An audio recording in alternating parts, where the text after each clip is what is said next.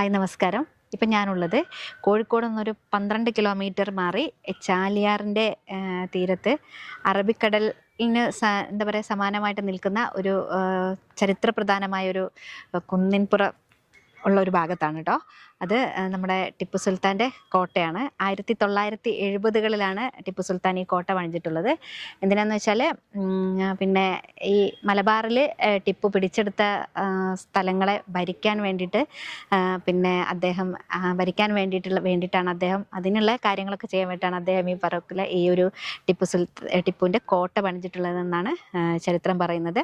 അപ്പം മറ്റേ എന്താ പറയുക കിണറും എന്താ പറയുക മരുന്നറകളും അങ്ങനെയൊക്കെ മറ്റേ പാറകളൊക്കെ തുരന്നിട്ടുണ്ടാക്കിയിട്ടുള്ള വളരെ ചരിത്രപ്രധാനമായിട്ടുള്ള നമ്മുടെ ചരിത്രത്തിൻ്റെ ഏറ്റവും ഇമ്പോർട്ടൻ്റ് ആയിട്ടുള്ള ഒരു ഭാഗമായിരുന്നു ഈ ടിപ്പു സുൽത്താൻ്റെ കോട്ട കേട്ടോ.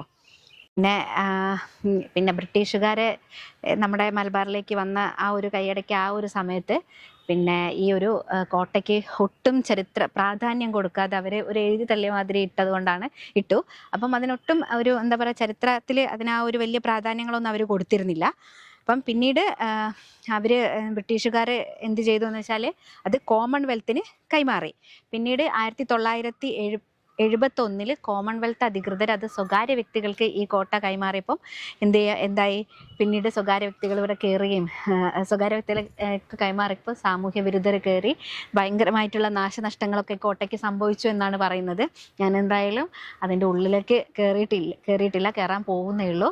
അപ്പം ഇന്ന് ഈ ഒരു വീഡിയോയിൽ നമുക്ക് ടിപ്പു സുൽത്താൻ്റെ ഈ ഫറൂഖിലുള്ള ഈ കോട്ടനെ കുറിച്ച് നമുക്ക് കൂടുതൽ പരിചയപ്പെടാം. അപ്പം ഇതെൻ്റെ യൂട്യൂബ് ചാനലായ അഷിതയിലുണ്ടാകും. അപ്പം എല്ലാവരും വെയിറ്റ് ചെയ്യുക.